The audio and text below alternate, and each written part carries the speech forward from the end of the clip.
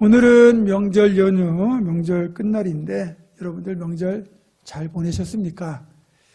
더도 말고 덜도 말고 한가위만 같아라 하는 말이 있듯이 그 어느 때보다 모든 것이 풍성하고 넉넉한 그런 명절이 추석인데, 아시는 것처럼 이번 추석은 코로나19가 확산되고 지속되는 바람에 이동도 자유롭지 못했고, 또 추석 이전에 기나긴 장마, 폭우, 태풍 피해까지 겹쳐가지고 사실 그 어느 때보다 힘들고 어려운 추석을 보냈다고 해도 과언이 아닐 겁니다. 아무쪼록 다음 명절은 우리가 좀 더 자유롭게 고향을 다녀오고 넉넉하게 그런 명절을 보낼 수 있는 그런 은혜가 있으면 좋겠습니다. 늘 말씀드리지만 우리가 지금 겪고 있는 이 어려움, 이 시간, 이 또한 지나가리라 하는 그런 마음으로 여러분 잘 견뎌내시고 하나님께서 은총을 베풀어 주셔서 이 코로나가 빨리 종식되고 예전에 평온한 일상을 회복해서 그렇게 화가 변하여 복이 되게 하시는 전화위복의 축복을 우리 모두가 누릴 수 있기를 주님의 이름으로 간절히 축원합니다. 아멘. 이제 사사기 13장을 여러분이 보시게 되면 왜 하나님께서 마노아 부부에게 나타나시고 왜 이 부부를 택하여 이스라엘을 구원하기로 결정하셨는지를 알 수 있으실 것입니다. 지금은 이스라엘이 그 어느 때보다 심각한 영적 암흑기를 보내고 있을 때인데, 적어도 이 마노아 부부만큼은 그 와중에서도 믿음을 지키고 신앙을 지키고 경건을 지키던 사람들이었다는 거죠. 하나님께서는요, 이렇게 경건한 사람들, 겸손하게 기도의 삶을 사는 사람들을 사용하셔서 하나님의 역사를 펼쳐 가신다는 겁니다.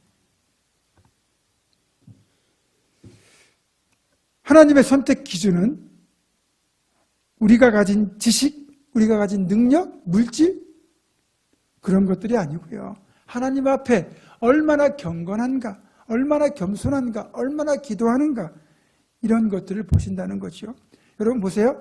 창조 이후에 인간의 죄악이 관영하여서 하나님이 인간 지으셨음을 한탄하시고 결국은 물로 세상을 심판하기로 결단하셨을 때, 그만큼 세상의 죄악이 관영했을 때 오직 한 사람, 노아만큼은 그 죄악의 상황 속에서도 하나님을 바라보며 믿음과 경건을 지키고 살았습니다.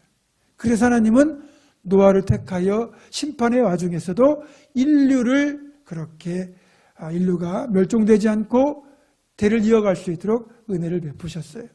그렇게 이제 노아의 그런 믿음과 경건 때문에 우리가 구원을 받았고 다시 번성하게 되었는데, 여러분 창세기 11장을 보시면 사람들은 또 하나님의 은혜를 망각하고 죄를 짓기 시작해서 그렇게 신할 평지에 하늘 꼭대기까지 닿는 대와 탑을 쌓고, 그리고 우리 이름을 널리 퍼뜨리자, 그렇게 하나님께 또 반역을 저지르는 죄악을 짓게 되죠. 그래서 결국 그렇게 사람의 죄악이 또 세상에 관영할 때 하나님은 그 상황 속에서도 또 믿음을 지키고 경건을 지키는 아브라함이라는 한 사람을 선택하셔서 인류 구원의 역사를 시작하기로 결정하시는 겁니다.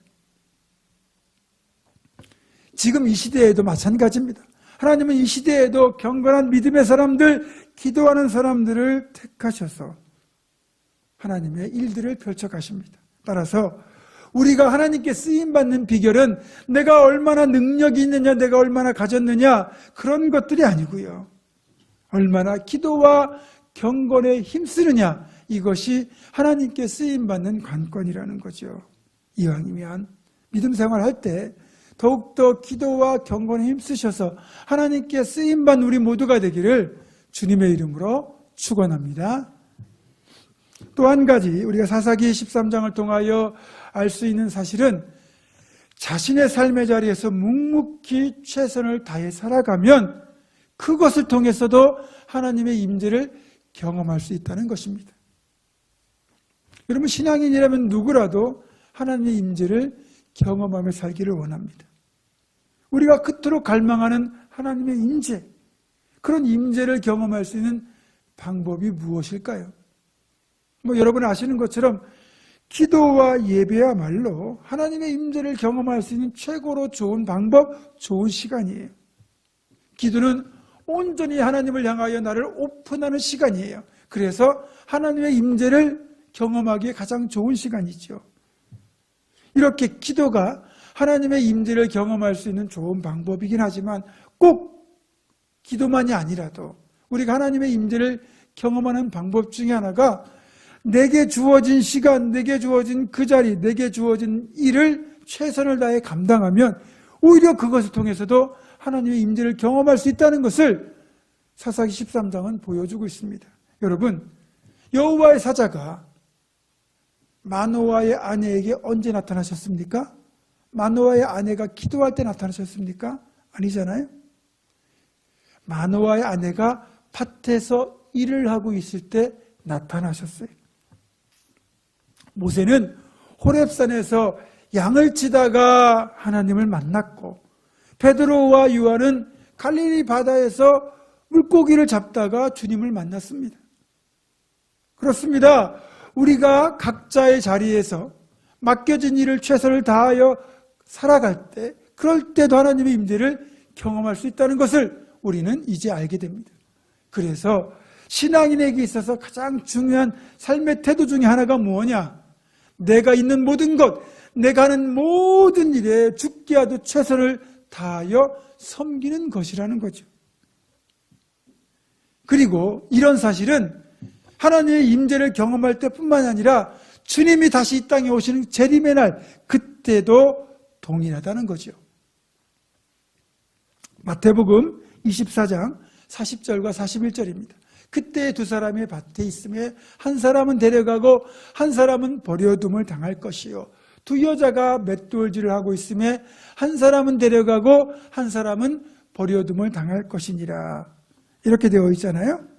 누군가가 데려감을 당하던 그 순간 밭에 있었다는 것은 그녀가 밭에서 일을 하고 있었다는 거고, 맷돌질 역시 자기가 할 일을 하고 있을 때 데려감을 당했다는 뜻이에요. 우리가 기도할 때, 예배할 때 그렇게 주님의 임재가 나타나고 또 주님의 재림이 있다면 참 좋겠지만, 기본적으로 우리가 각자의 자리에서 자신의 일을 묵묵히 행할 때 하나님의 임재를 경험하고 주님의 재림을 맞이할 수도 있다는 겁니다. 간혹 이단이나 사이비가, 종말론자들이 주님의 재림하실 때를 특정 시간, 특정 장소로 그렇게 언급하면서 그날이 가까우면 주님 맞을 준비를 해야 된다 그러면서 직장도 그만두게 만들고 학교도 그만두게 만들고 자기들끼리 모여가지고 매일 예배하고 기도하고 그렇게 단체 생활하면서 주님 재림을 맞이해야 된다고 그런 말 하지 않습니까? 여러분, 여기부터 잘못된 겁니다. 주님이 언제 오실지는 주님도 모르시고 오직 하나님 아버지만 아신다고 그렇게 되어 있기도 하고, 이렇게 성경을 보더라도 우리가 주어진 자리에서 그냥 우리의 일을 열심히 하고 있으면 주님 재림할 때 주님 맞이하면 되는 겁니다. 전혀 문제가 안 됩니다. 그런데 그렇게 주님의 오실 날짜와 시간을 특정한다는 것은 이미 잘못된 것이고, 그리고 하던 일을 다 그만두고 기도만 한다? 이것도 잘못된 거죠.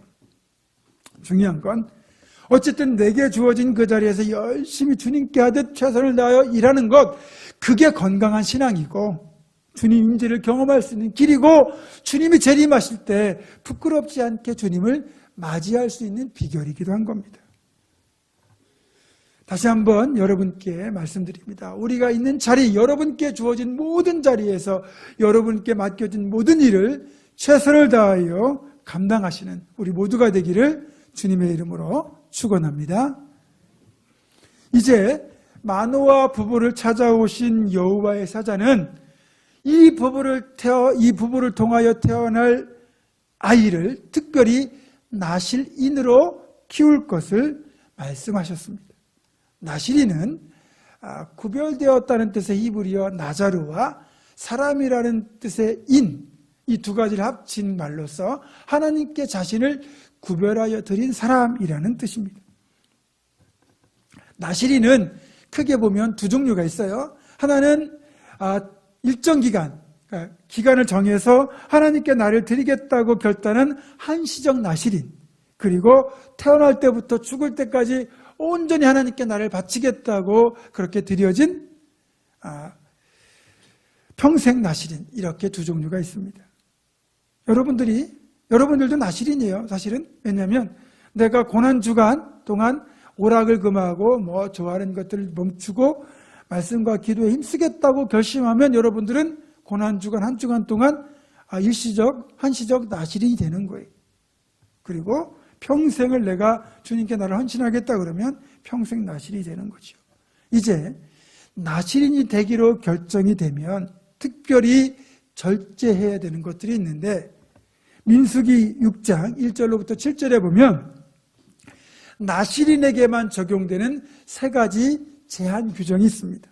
이를 정리하면 크게 세 가지로 나눌 수가 있는데요. 첫 번째가 포도의 열매로부터 멀리하라. 즉 포도 열매도 그렇고 포도로 만드는 포도주나 독주를 멀리하라는 것. 한마디로 먹는 것을 절제해야 된다는 거예요. 두 번째는 삭도를 머리에 대지 말라. 즉 머리를 깎지 말라는 건데, 머리를 이렇게 길러야 되잖아요, 남자임에도 불구하고. 그러면 보이는 것을 절제하라는 뜻입니다. 세 번째는 시체를 가까이 하지 말라고 되어 있는데, 이는 부정한 것을 멀리하라는 거예요. 즉 삶의 내용까지도 절제해야 된다는 뜻이거든요. 먹는 것과 보이는 것과 삶의 내용, 이 세 가지를 절제해야 되는 것이 나시린에게 적용되는 규정이었다는 겁니다. 그렇다면 왜 나시린에게만 이렇게 세 가지 제한 규정을 두었던 걸까요? 보세요. 여러분, 나시린은 하나님께 드려지는 일종의 구별된 제물 같은 거예요. 정결한 예물과도 같은 거예요. 나시린이 하나님께 드려지는 그런 구별된 예물이라는 측면에서 보게 된다면 조금이라도 흠이 있어서는 안 되잖아요. 그러니까 나시린의 정결을 깨뜨릴 수 있는 것들에서 당연히 자신을 멀리해야 되는 것이고, 이 세 가지 규정을 지키는 것을 통하여 나시린의 정체성이 분명하게 드러나기 때문입니다. 이 세 가지는 그래서 나시린을 규정하는 정체성, 나시린임을 드러내는 것들이라는 겁니다. 그리고 오늘날 제가 잠깐 우리가 고난주간 한시적 나시린이라고도 말씀을 드렸지만, 사실은 내가 예수를 믿기로 작정한 그 순간부터 나를 주님께 드렸기 때문에 우리는 평생 나시린이라고 할 수 있습니다. 신약시대에 구원받은 모든 성도들은 그래서 평생 나시린이 되는 거죠. 여러분이 그렇게 나도 이제는 나시린이다라는 사실을 염두에 두고 나시린에 대한 모든 명령들을 나를 향하신 하나님의 명령으로 들으셔야 되는 겁니다. 이제 나시린으로 태어난 삼손에게만 해당되는 명령이 아니라 나를 향한 하나님의 명령으로 이제 여러분이 들으셔야 된다는 거죠. 먼저 이제 포도의 열매로부터 멀리하라는 이 규정부터 보겠습니다. 이 규정은 나시린은 먹는 것으로 대표되는 모든 육체적 감각의 쾌락까지도 절제하는 사람이라는 뜻입니다. 여러분, 먹는 것이야말로 인간의 가장 원초적인 본능입니다. 우리는 먹어야 살 수 있습니다. 또 먹는 것보다 즐거운 일도 없죠. 사실 이 포도의 열매로부터 지금 멀리하라고 되어 있는데, 이 포도의 열매로 만드는 포도주야말로 하나님께서 우리에게 주신 기쁨 중에 큰 기쁨입니다. 삶을 풍성하게 만들고 또 인생을 행복하게 만드는 축복의 선물이었어요. 유대인들은요, 이 포도주를 즐기는 민족이거든요. 우리 예수님도 포도주를 즐기셨고, 가나의 혼인잔치에서 포도주가 떨어지니까 물로 포도주를 만들어 주셨을 정도입니다. 그런데 나시린은 이런 포도주조차 입에 대는 것을 멀리하라는 겁니다. 그러니까 포도의 열매를 멀리하라는 이 규정은 다른 사람들에게는 아무런 해가 되지 않고 문제가 되지 않는 그러니까 본질적으로 해롭지 아니한 것일지라도 하나님께 드려진 사람에게는 이런 것조차 절제되는 것이 요구된다는 말입니다. 그 이유는 이런 것들을 즐기게 되면 이것이 자칫 실수나 실패로 이어질 수 있기 때문이에요. 의인으로 인정받았던 노아도 홍수 이후에 포도주를 마시고 벗은 몸을 드러내는 실수를 하지 않았습니까? 육체의 감각적 쾌락이 나쁜 게 아니라 적절한 수준을 넘어설 때가 문제인 거죠. 그러면 누구라도 실수하고 넘어지고 죄를 지을 수 있기 때문에 아예 처음부터 그런 유혹을 멀리 하라는 겁니다. 그리고 여호와의 사자는 마노아 부부에게 태어날 아이만 그렇게 포도의 열매를 멀리하라고 하신 것이 아니라 이제부터 태중에 있을 때부터 부모가 먼저 그렇게 이것들을 절제할 것을 요구하셨습니다. 13장 4절 오늘 본문 말씀이죠. 이제 임신하여 아들을 낳으리니 그러므로 너는 삼가 포도주와 독주를 마시지 말며 어떤 부정한 것도 먹지 말지니라. 여러분, 이제 마노아 부부는 삼손을 낳기 전부터 태중에 있을 때부터 본인들이 먼저 포도주를 절제하고 또 끊지 않으면 안 됩니다. 보세요. 본인들이 실천하지 않으면서 자녀들에게 이렇게 살라고 저렇게 하라고 가르쳐봤자 아무런 소용이 없습니다. 절대로 따르지 않습니다. 결국 우리는 이 말씀에서 내가 자녀를 양육할 때의 자세도 발견하게 되지만 믿지 않는 사람들이나 이제 갓 신앙생활을 시작한 초신자들에게 먼저 믿은 우리들이 어떤 삶을 살아야 되는지를 잘 보여준다고 생각합니다. 결론적으로 자녀들에게도 그렇고 나중에 믿은 자들에게도 그렇고 우리가 먼저 본을 보여야 된다는 거죠. 두 번째로 머리를 자르지 않는 이 규정은 자신을 위하여 꾸미는 삶이 아니라 내가 하나님의 사람이라는 것을 외모에서부터 드러내라는 말입니다. 여러분, 나시리는 삭도를 머리에 대지 말라고 했어요? 그러면 머리를 장발로 기르게 됩니다. 그럼 누가 보더라도 머리가 길었기 때문에 나시린이라는 것을 알게 되죠. 이것은 상당한 대가를 치러야 돼요. 누가 보더라도 저 사람 나시린이구나 라는 걸 알 수 있기 때문에 그런 상황에서 이 사람이 포도주를 마실 수 있겠습니까? 저도요, 이제 간혹 목회자들이 하고 다니는 성직자 셔츠 있잖아요. 그것을 하고 외출할 때가 있습니다. 뭐 결혼식 주례를 보러 간다거나 어떤 특정한 모임에 가게 될 때 이제는 대중교통을 이용하거나 길을 걸어갈 때가 있는데 그러면 평소보다 더 제 행동이 신경이 쓰이고 자관 옷매무새 하나까지도 신경을 쓸 수밖에 없습니다. 왜냐하면 누가 보더라도 저 사람 목회자구나 라는 걸 알잖아요. 그때부터 남다른 시선을 감당해야 되는 거예요. 여러분, 우리가 예수를 믿는다는 것은 결국 내가 신앙인임을 드러내야 된다는 거잖아요. 그런데 적지 않은 사람들이 내가 교회 다니고 신앙인이라는 것을 잘 드러내지를 못해요. 왜냐하면 내가 신앙인임을 오픈하는 순간부터 역시 세상 사람들의 따가운 시선에 그렇게 시달려야 되거든요. 그전에는 내가 사람들과 회식 자리에서 술 한잔 하는 것 문제가 안 됐는데 내가 교회 집사인 것을 그 사람들이 알게 되는 순간부터 삐딱한 시선으로 봅니다. 자는 교회 다니는 집사인데 술도 마신다? 이러거든요.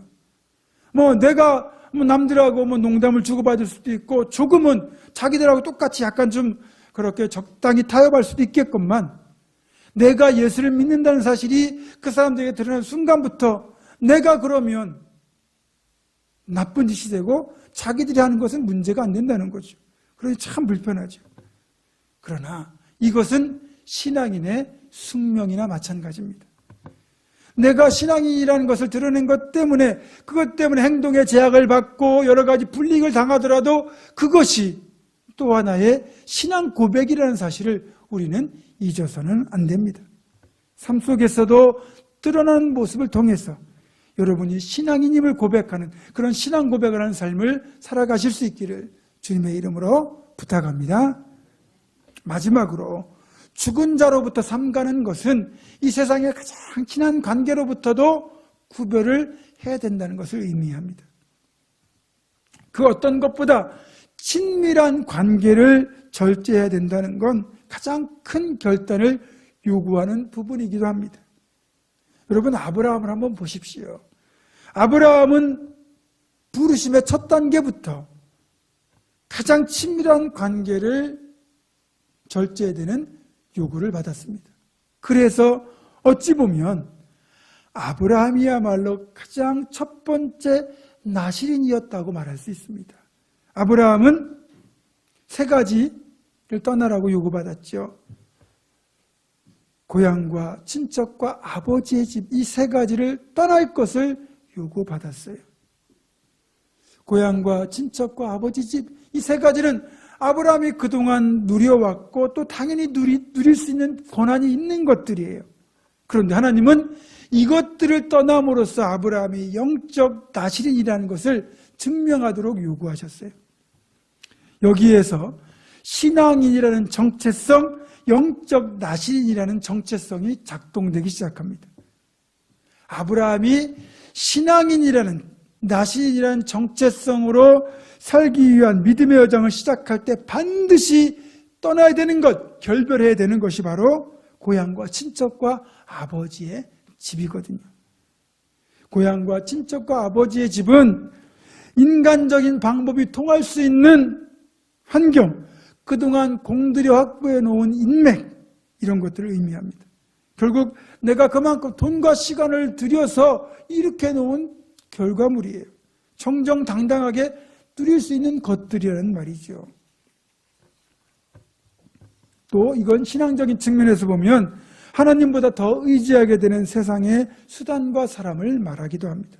따라서 고향과 친척과 아버지의 집을 떠나라는 하나님의 이 명령은 이 모든 것 과감히 포기하고 오직 하나님 한 분만 바라보고 하나님만 의지하라는 명령인 겁니다. 우리도 예수를 믿으려면 예수를 믿기 전에 누리던 많은 것들을 포기해야 됩니다.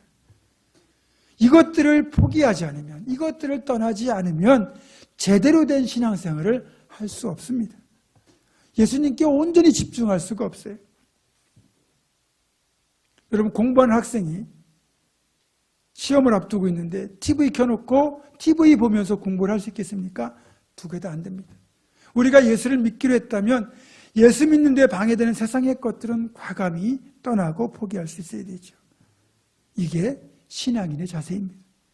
그리고 이런 절제와 포기가 결코 쉽지 않지만 이것을 가능하게 만드는 건 뭐냐? 내가 신앙인이다. 특별히 나는 나신이다라는 정체성이 분명할 때 가능합니다.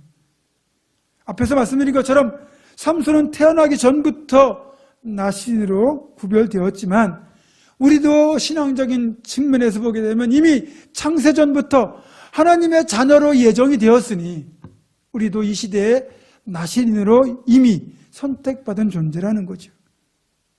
그래서 우리도 나신인이라는 정체성을 가지고 살아가야 된다는 것이고 그 이유는 분명합니다. 나신인이라는 정체성을 가지고 살아갈 때 그것이 나를 지켜주고 나를 온전히 완성해 주기 때문입니다. 이 정체성대로 예수님이 사셨어요. 마태복음 20장 28절입니다. 인자가 온 것은 섬김을 받으려 함이 아니라 도리어 섬기려 하고 자기 목숨을 많은 사람의 대속물로 주려 함이니라. 주님이 이 땅에 이제 우리를 살리기 위해 오셨는데 주님은 자신의 정체성을 이렇게 보셨어요. 섬기려 오셨고 자기 목숨을 대속물로 주려고 오셨다. 이게 주님의 정체성이에요. 그래서 주님이 이 정체성을 살기 위하여 먼저 하늘보다 창조주의 자리를 포기하셨어요. 그리고 이 땅에 오셔서는 우리들을 섬겨주셨고 끝내는 십자가 위에서 자기 목숨을 우리를 위한 대속물로 내어주셨어요. 요한복음 13장을 여러분이 읽어보시면 주님은 섬기는 자의 정체성을 실천하기 위하여 몸소 랍비의 겉옷을 벗으시고 대하에 물을 떠다가 제자들의 발을 씻겨주셨습니다. 그리고 최종적으로는 십자가에 대속물로 자기를 내어주셨어요. 정체성이 그래서 한 사람의 삶을 온전하게 완성해 주는 겁니다. 여기 두 사람이 있습니다. 둘 다 담배를 현재 피우지 않아요. 그래서 두 사람에게 담배를 권했을 때 돌아온 대답이 이랬습니다. 한 사람은 저는 담배를 끊었습니다 라고 대답을 했고, 한 사람은 저는 비흡연자입니다 라고 대답을 했습니다. 여러분, 둘 중에 누가 앞으로도 담배를 태우지 않을 가능성이 더 클까요? 전자일까요? 후자일까요? 정답은 후자입니다. 전자는 행동 차원의 답을 한 반면에 후자는 정체성 차원의 답을 했어요. 그러니까 앞에 사람은 담배를 태우는 행동 자체를 멈춘 사람이지만 후자는 자신은 담배를 태우지 않는 사람이라는 분명한 정체성이 있기 때문입니다. 그래서 훗날의 결과가 달라질 수 있다는 거죠. 정체성은 나는 이런 사람이라는, 어떤 사람이라는 분명한 믿음입니다. 정체성은 그 사람의 생각을 주관하고요, 그 생각이 결국은 행동을 이끌어가죠. 그래서 정체성에 맞는 생각과 행동이 반복되다 보면 결국 그것이 그 사람의 삶의 내용을 이루는 습관으로 자리 잡게 돼요. 한마디로 정체성이 그 사람의 삶을 결정한다고 말할 수 있을 만큼 정체성은 중요한 겁니다. 제가 전에도 예화로 들었던 적이 있던 내용인데, 이제 성공하는 사람들의 7가지 습관이라는 책에 나오는 내용이에요. 루이 16세 아시죠? 프랑스 혁명의 결과로 이제 단두대에 처형된 인물이죠. 이 루이 16세에게 아들이 있었습니다.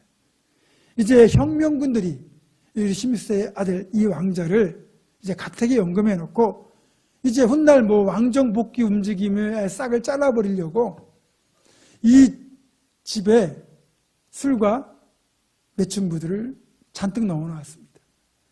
그러면 뻔하잖아요. 젊은이가 얼마든지 즐길 수 있는 것들이니까. 그리고 나서 몇 달이 지나서 이제는 왕자의 정신이 혼미해졌을 거라고 생각한 혁명군 지도부가 그 집을 찾았는데, 주색에 완전히 빠져가지고 폐인이 되어 있을 줄 알았던 이 왕자가 뜻밖의 너무나도 멀쩡하고 단정한 모습으로 그 사람들을 맞이하는 겁니다. 이 뜻밖의 모습에 놀란 혁명군 지도자가 왕자에게 물었습니다. 어떻게 혈기왕성한 젊은이가 주색의 유혹에 빠지지 않았습니까? 그러자 왕자가 이렇게 대답합니다. 나는 왕의 아들입니다.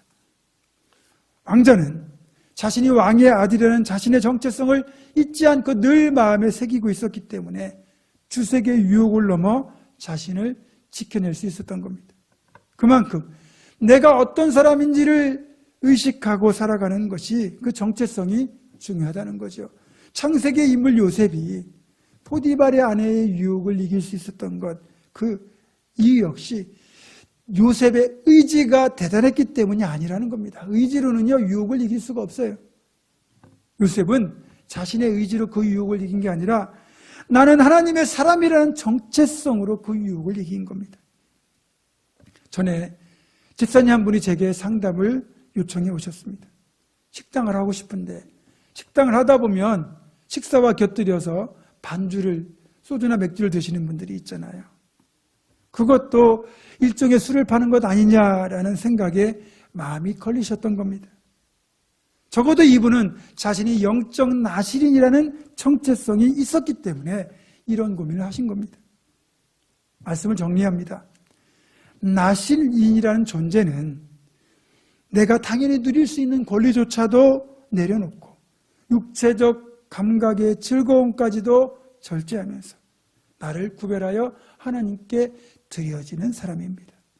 그런데 특정한 사람만 나실인이 되는 것이 아니고 저와 여러분처럼 예수님을 믿는 모든 신앙인들이, 예수 그리스도를 구주로 고백하는 모든 이들이 다 이 시대에 나실인이라는 겁니다. 그리고 그 나실인이라는 정체성이 우리를 세속에 물들지 않고 거룩을 지켜내도록 도와준다는 사실을 우리는 기억해야 됩니다. 나는 왕의 아들, 왕자라는 그 정체성이 루이 16세의 아들을 지켜준 것처럼, 또 나는 하나님의 사람이라는 그 정체성이 요셉을 지켜준 것처럼, 나는 나실이다, 우리 모두는 나실이다라는 이 정체성이 우리를 유혹과 고난 가운데서 지켜줍니다. 나는 나실이다, 우리 모두는 나실이다, 이 정체성으로서 그 정체성대로 실천하며 살아감으로써 모든 영적 전쟁에서 늘 승리하시는 우리 모두가 되기를 주님의 이름으로 축원합니다. 기도하겠습니다. 우리를 이 시대의 나실인으로 부르신 아버지 하나님, 삶의 모든 영역, 삶의 모든 순간에서 내가 나실인임을, 우리 모두가 나실인이라는 정체성을 잊지 않고 그 정체성대로 복되게 살아가는 우리 모두가 되게 하여 주시옵소서. 예수 그리스도의 이름으로 기도드립니다. 아멘.